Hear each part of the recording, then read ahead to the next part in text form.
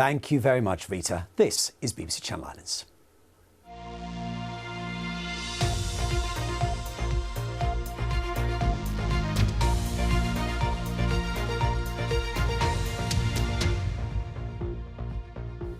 Good evening, I'm Charlie McCardle. Welcome to Monday's programme. So first tonight, foreign workers are vital to Guernsey's economy, and so is keeping a grip on the number of people moving to the island. But businesses say the system meant to balance those two needs isn't working for them right now. Several employers have told the BBC delays in getting work permits are disrupting short-term staffing and long-term planning. And some workers say the wait is making it hard to organise their lives. Home Affairs says it's tackling the backlog. Sarah Lewis reports. At this St Martin's pub and restaurant, staff shortages mean friends and family have covered shifts, while chefs have sometimes been moved to washing up. I made an application earlier on in the year for a kitchen porter. It's just recently been granted, but now he's in a situation where his visa hasn't been granted. And I'm beginning to panic because obviously if they say no to the visa, I've got to start the whole process over again. With the kitchen porter situation, you know, we've had friends, family helping out, busy days, whatever. You can't continue like that. We've had chefs jumping into the wash-up area and, you know, helping out that way. But obviously that leaves like the chefing area short-staffed, and, you know, the circle just goes on and on and on. The Captains is just one Guernsey business saying delays bringing in foreign workers are affecting where they can open and how they plan ahead. So we have to make sure that we have to look at a policy which fits. It's fitting for the island and for the businesses, because it's unsustainable the way it's continuing currently. At Dakar Restaurant, the uncertainty is also shaping plans for the months ahead. What's challenging is, like, as a business you need to plan, and for the summer, for Christmas, we can't even do that anymore, because when you apply for somebody, like let's say in August, thinking they're going to arrive in December, and come spring they're still not here, it's quite, you feel powerless. You can't even manage your business. So you're actually letting the government manage your business for you and the flow of staff you're having. For some workers already here in the island, the wait is making it difficult to plan their lives. Like, it's kind of like your future, you can't see your future, what's going on, you can't plan anything. Even like on long-term permit, if you wanted to bring your dependent or whatever it is, it's quite like you get in a situation where you're stuck, you don't know anything. Any day you can get rejected, any day you can get accepted, and it is literally affecting the people, their mind and everything, so that the performance of the working place or environment. The Guernsey Hospitality Association says similar concerns are being raised across the sector. I hope the review doesn't take too long, because we're sort of getting towards boiling point now with a lot of frustration within the industry, who are really struggling to keep their businesses going. Home Affairs says it is working to reduce the backlog, balancing employers' needs for staff with border controls. You want to keep them because they're a great member of staff. Just because they're a great member of staff, it doesn't mean that they're going to be permitted to remain in Guernsey. But they do not have immigration rights in Guernsey, in the common travel area in the UK. A lot of these people would love to remain in Guernsey, of course they would. But we have to be mindful of immigration legislation, because that trumps everything else. The committee says industry feedback will help shape future work on the system. But for businesses, the focus now is how quickly that leads to change. Sarah Lewis, BBC Channel Islands News, Guernsey. Well, let's turn to some other news. And a gambling watchdog says Jersey's health services are under strain when it comes to supporting people with gambling problems. In its annual report, the Jersey Gambling Commission says help is patchy and better coordination with public health's needed. Now, Jersey doesn't have a dedicated service, and people are signposted to mental health teams or UK charities. The Health Minister says work's underway to make sure people know where they can get support. But experts say care through the health service would offer better continuity. Gambling harm is a really serious public health issue that impacts people's health, well-being, life prospects, finances, of course, because we have really addictive products that are promoted as safe, harmless fun, and people just don't understand how dangerous it can be on the whole and how to get support or treatment. So absolutely, people of all parts of these lands need to get the right level of information about how addictive gambling can be and how to get support and treatment should they need it. I think you can argue that you're never really doing enough, but we're certainly doing more, and the relationship that we have with health, I think, has never really been better. Health itself, of course, have got lots of issues across the piece. I think we're all aware of that. So could it be better? Yes. Are people with gambling issues who are presenting with those problems being seen? To the best of my knowledge, yes. Unusually high temperatures and a long dry spell are being linked to the lack of sea lettuce in Jersey St Albans Bay this summer. The government says the conditions have disrupted its normal growth and none has been collected from the beach so far this year. Officials say sea lettuce mainly reproduces in May and the heat during that period likely affected how it grew and spread. Meanwhile, Jersey Rescue Charity warns today's children could be the last to see living hedgehogs in the island. Charities warn the animals are struggling to find food and water. The local hedgehog rescue group says 3 hot, dry summers have left the ground too hard for the creatures to dig, and losing several years of babies could have long-term consequences for the population. The telecoms company Shaw says some parts of the Channel Islands may still get slow mobile speeds as it brings in 5G across Guernsey and Jersey. The upgrade has caused more network problems than usual, but now the main switchover is done. The company expects fewer faults. However, bosses say a few areas might still see delays connecting while the final changes settle in. We are coming to the bit where that starts to go live in our customers' hands. And at this point, this is where we start to see disruptions for our customers. Some of that is entirely expected because you need to turn base stations off to replace kit that's on them. Some of it is less expected because it's a very, very complicated project. Right, let's take a look at a few other stories in brief. And lobster catches in Jersey have hit a record low, while spider crab landings have more than doubled in a year.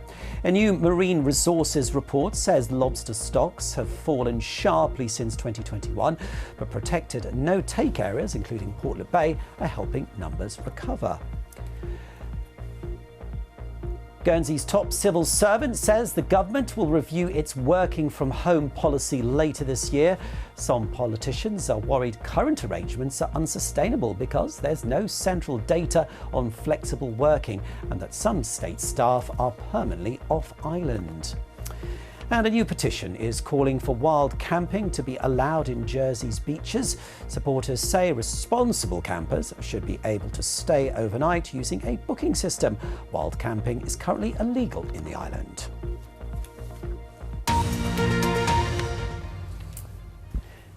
Now, Jersey's Battle of Flowers made its big return to Victoria Avenue and certainly drew in the crowds. Organisers say about 12,000 people lined the route for the day parade and up to 20,000 turned out for the Moonlight Parade. But while the town end was buzzing, things thinned out down the parade route. Let's find out a little bit more how things went on. And we can see that Martin Maguire has joined us on the sofa. Martin, good to see you. So how did it go from your end? It went very well. We were very pleased to see as many people as we had, and both battles, the day and the night parade, went very, very well. Let's sort of take a look at sort of last year and see how things have changed. So last year, it almost got cancelled. So the idea was to bring in a smaller parade and create something slightly more intimate in St Helier. How did that compare to bringing it back onto the avenue? We tried to replicate it by having a one-pass parade, and I think we achieved it. Although because we had lots of people down the bottom end, there was a lot less people at the other end, so it wasn't quite as intimate up there. But certainly down the West Park end, it was very, very, very intimate indeed. And what do the exhibitors think about this? Because, you know, they feed off the crowd. They do. So in the day parade, they started up at Rue de Galles, Le Motte Ford end, and when they first entered the arena, there was still a few thousand people there, but not as dense a crowd as there was further down. But once they got as far as First Tower, it was business as usual. Well, there's no secret that the Battle of Flowers over the last few years has had its financial challenges. A government gives them, I think it was £160,000 a year, which some of that obviously is fed out to the exhibitors as well. Yes. Financially, is that enough? Can you keep it going? No, we need more. 160,000 does not put on a battle. We estimate around about £220,000 is what we need to put on a. So did you make that amount of money this year? We made just short of it. How much short? 20,000 short. That's a lot of money, 20,000. So where's that going to come from? We haven't spent that much. We cut our cloth accordingly. So we left some things out, and we couldn't put some of the infrastructure in place that we actually wanted. Well, you said you're going to learn from this and you wanted to grow. But of course, you know, balancing a budget with a display or a parade that you want to grow is going to have its challenges. It is. And sponsorship is our main challenge. We tried very hard this year to get some sponsorship. We're very lucky to get some, but it wasn't anywhere near enough. So we'll be working hard from this point forwards to next year's parade to try and get a headline sponsor in the first instance, and then some more little sponsors if we can get them. If you don't get that, and you are saying next year's parade, will there be a parade next year, or is it something you might consider maybe every other year, or like the Olympics every 4 years? We would hope to have it every year. I'm being very presumptuous because we have to have an AGM before, and then at the AGM, once we form our committee, the committee decides that they're going to put on a parade. That's happening in September, so we're just in the throes of sort of closing down this year's battle and bringing on the new one in September. So it's a case of watch this space. Indeed. Yeah, Martin, thank you so much. I've got some sports news for you, and Sark dressage rider Carl Hester is hoping to set a new British record at the next Olympics. Yeah, seen here competing at Paris 2024, he could be part of GB squad already qualified for LA 2028 if he's selected. Another appearance would make it his 8th Olympic Games, overtaking show jumper Nick Skelton, who's competed in 7. Hester says holding a record like that would be something to be proud of. To go to an 8th Olympics would be, yeah, then you really would be able to think about a happy retirement after that, wouldn't you? I'm not saying I'm going to, because I get caught out every time I say that, but it would be a wonderful way if my career could get that far. Yeah, another case of watch this space. Right, brand new fresh week, slightly cooler today. Let's see how our Weather Watcher star of the day has captured it. The honour goes to the Scotch Bear. This is Landcress in Guernsey. Well, it's in the sea near Landcress in Guernsey. Someone's very happy about being in the sea. Let's see how things are shaping up this week. Ian Ferguson has your forecast tonight. Hello, very good evening to you all. Overall, a much more changeable week of late summer weather coming our way. It'll be one that will bring with it at times some periods of rain or showers, and equally at times the drier, brighter intervals of which we've become very accustomed to. And one thing that will underpin the week ahead is, broadly speaking, temperatures coming down the scale, that bit closer to average for the time of year. Well, let's focus on rainfall. What you're seeing here on this chart is how rain will accumulate in millimetres over the coming days. This is where we're sat at the moment. A bit of rain from early this morning across some parts of North Cornwall, parts of Devon, very little elsewhere. But if I run the sequence then through into the mid part of the week and onwards into the early part of the weekend, you will see that we become ever more washed with these blue tinges, and indeed some of that rain just becomes that bit more appreciable as the days tick by. So quite a marked change compared to many weeks hitherto, and all of that rain of course will be useful. The overall amounts by the end of the week though still comparatively muted. Now the change is coming because low pressure is now the dominant part of the pattern, a sequence of fronts being run down towards us from the west to northwest, and ultimately as we get further into the week, beyond midweek, week, really. This will start to open the door to an overall cooler flow starting to come in from more of a northerly northwesterly quarter, and hence those temperatures starting to get suppressed, with some noticeably cooler nights starting to get into the mix as well. Not so tonight, mind you. Initially a fair amount of clear sky around actually, but then further into the night we'll start to find the return of some cloud, and if anything towards the morning and onwards some of that cloud just becomes a bit more conspicuous as a weak warm front approaches. Temperatures overnight, they'll settle at these sort of values, and then on into tomorrow it'll be a noticeably breezy sort of day. It'll be one with some brighter spells, yes, but always tendency for quite a bit of cloud, and here comes this weakening warm front with these outbreaks of rather patchy rain associated with that. The rest of the day is likely to tidy up and become that bit brighter, more particularly later into the afternoon. Temperatures tomorrow, they'll lift up to these sort of values, typically somewhere into about the lower to mid-20s. Bye-bye. Yeah, my cat is certainly liking the slightly cooler weather. So here is your inspiration for this week. Can you do any better? Well, why not find your subject? It really couldn't be simpler. Snap away on your camera phone and upload it to the website. There's the details on your screen. That's it from me for now. I'll be back with you at 10:30. Here's Spotlight. If you've just joined us, Plymouth's growing marine autonomy sector has been showcasing some of the latest technology to industry and defence leaders. The city is the UK's national centre for marine autonomy and is also home to Smart Sound, the country's leading test facility for uncrewed systems and advanced ocean technologies. Spotlight's business reporter Scott Bingham was invited along for the ride. We're heading due south aboard Plymouth Marine Laboratories Explorer RIB. Piloted by Professor James Fishwick, PML's Head of Innovation for Smart Sound Plymouth. A proving ground combining the physical marine environment of Plymouth Sound with world-class expertise and laboratories back on shore. We've arrived on station now. We're about 6 miles off Plymouth, and that's the L4 scientific buoy, part of the Smart Sound network. So this buoy is actually one of the critical components to Smart Sound. It acts in various modes. So one, it collecting important scientific information, which gives us the characterisation of the environment in which vehicles and platforms are being tested. It also provides situational awareness of the environment with camera systems, etc., and a critical communication infrastructure. Okay, ready? Undergoing evaluation today, a number of autonomous underwater vehicles, or AUVs, unmanned robotic submersibles. It's just really understanding where the vehicle is in the water. Is it doing what it's supposed to do? Is it measuring the things we're looking into? And then basically the next step, when you have sort of trust in your vehicles and your platforms, then you can actually start putting new innovative sensors on, and then you can actually start to measure the environment. What we've put down is a subsea communication system. We call it Smart Sound Connect.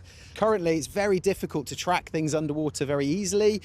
You can do it from a surface with a very expensive mounted sensor. But what we're trying to do is create an environment, an array, if you like, where you can just put vehicles in and you get good communications and good positioning. Also meshing with the network, Plymouth-based Aqua Ocean's unmanned surface vessel, Pioneer. Pioneer is able to communicate with autonomous underwater vehicles and also a series of fixed seabed nodes that are gathering data on the seabed, which then can communicate that data to USV Pioneer for immediate relay back to a remote operations centre on the shore. And talking of pioneers, the whole Smart Sound network is underpinned by technology from Sonodyne, a company which has had a base in Plymouth since 1982.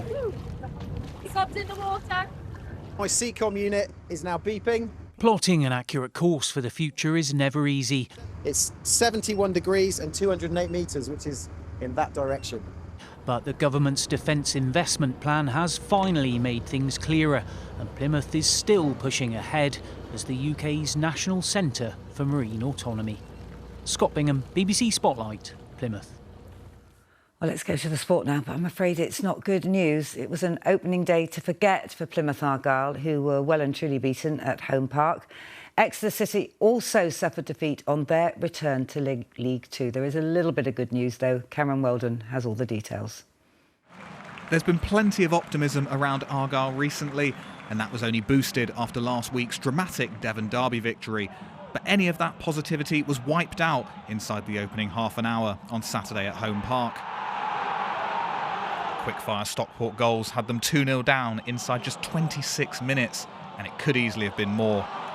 Argyle were very much second best, and the visitors added a third 4 minutes into the second half to put the game to bed. Javier Amici scored a late consolation to restore some pride on what was a massively disappointing opening day for Tom Cleverley's side. Elsewhere, and it wasn't any better for Exeter City, who slipped to a narrow 1-0 defeat on their League Two return at Grimsby. In a tight affair in Lincolnshire, a goal midway through the first half was enough to secure the hosts' victory, despite both sides having multiple chances. Last season's top goalscorer Jaden Wareham had a golden opportunity to salvage a point late on, but couldn't keep his shot down. There was better fortunes, however, for our professional non-league sides, who all remain unbeaten in their retrospective leagues. Yeovil had to settle for a draw once again after conceding in stoppage time for the second game in a row, while a late Matt J goal earned Torquay their first win of the new season. But for our Football League sides, there's much to improve on next weekend. Cameron Weldon, BBC Spotlight. Let's hope they do. We're staying with football now because a Devon photographer who's been documenting Torquay United behind the scenes during some of their glory days has had his best pictures showcased in a national football fanzine. Marcus Davis's photos focus on moments in time rather than action shots from the match, and they include the club's centenary season and promotion to football's third tier back in 2004. Spotlight's John Ayres has been talking to Marcus and football journalist Dave Thomas about a very special time in Torquay United's history. The glory days for Torquay United. These pictures were captured by Marcus Davis, who as a young amateur photographer persuaded the club's chairman to let him document the centenary season. I'll just write to Mike Bateson, and in fact I emailed him because he was really into that kind of early technology at that time. And so I emailed him and he just said, yeah, that sounds like a great idea. And I was like, you sure? And he said, yeah, no, that sounds good. Just meet me at the first game of the season. Friendly, I think it was at Newton Abbott Spurs or something. He said, and he gave me a ticket, a go anywhere pass for the season. And I was like, wow, this is fantastic. So what I did was I set about trying to take photographs of all aspects of it, not just the games. In actual fact, when I took photographs of the games, I was successful quite a few times with the goals and things, but most of the time I was kind of just thinking about what else was going on and what could I photograph. So I was trying to kind of cover the state of the club in that period, 1999. His pictures cover the period from 1985 to 2005, which featured celebrities celebrating their 100 years, to the promotion to the second division in 2004, where on the final day they needed a win at Southend and results to go their way elsewhere. He captured those final moments.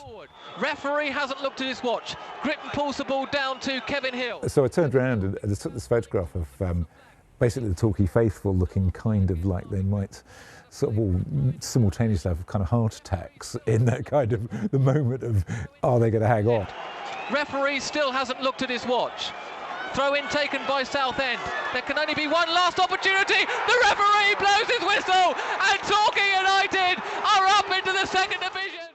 Marcus, to his great credit, I mean, there was an awful lot happening on the pitch, but he always had this instinct for turning round and seeing something else. So he, in a moment of his inspiration, realised that possibly, subconsciously, that the picture of the day might well be actually looking this way and not on the pitch. He then got lots of decent pictures of what was happening on the pitch, but he turned round and got a series of photographs which to this day almost tell you more about the club, the fans, what happened that day, than anything that happened on the green stuff. The pictures feature in Lower Block, a magazine that focuses on football subculture.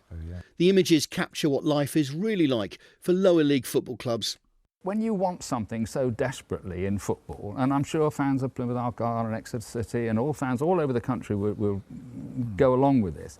If you're at a lower division club, you're going to be losing at least as many as you're winning, and very often more than that.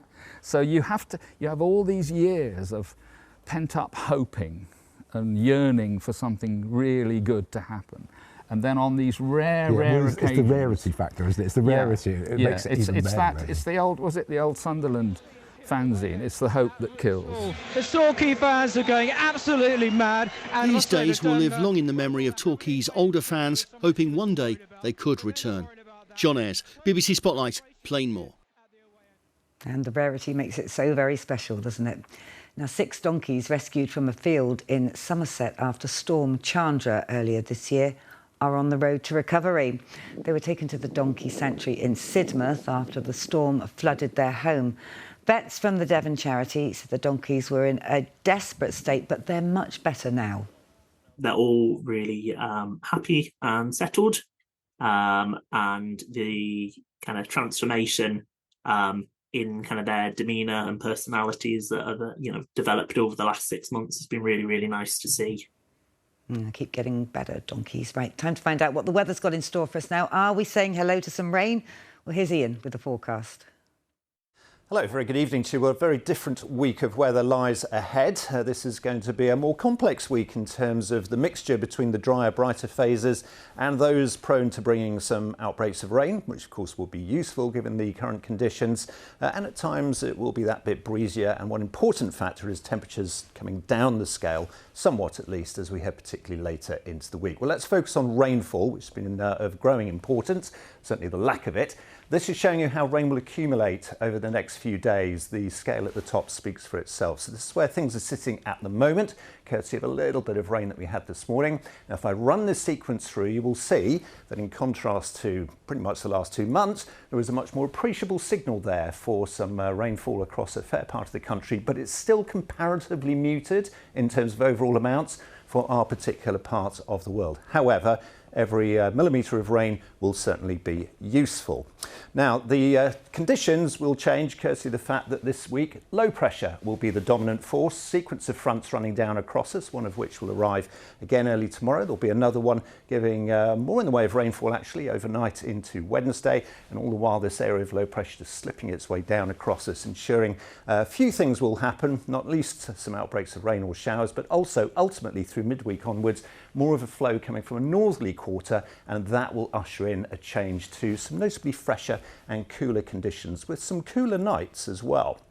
Now, by contrast, tonight will again be a notably mild one. There will, for the most part, be some clearer skies around through the first half of the night especially, but towards the end of it, we've got another weak warm front just moving in. Low cloud base again, some hill fog, some patchy outbreaks of rain associated with that, and temperatures overnight, as you can see, still through about the mid towards upper teens. So a noticeably quite breezy day tomorrow. Through the morning, the legacy of this front just taking a while to clear out towards the southeast. Once that does so, it will tend to cheer up. We'll have a better chance then of some brighter or sunnier spells developing throughout the remainder of the day, tempered with varying amounts of cloud, but highly likely to be dry, or certainly mostly so. But you'll notice gathering late into the evening and overnight, some more rain starting to approach from the northwest. Temperatures tomorrow, despite all of that, still through about the lower towards mid-20s, but as I mentioned, those temperatures will ultimately come more down the scale, quite noticeably so, further into the week. Bye-bye. Thanks very much indeed, Ian. That's all from us for now. Janine's here with our late news, 10:30, so do join her for that if you can, and have a lovely evening. Thank you for your company. Bye-bye.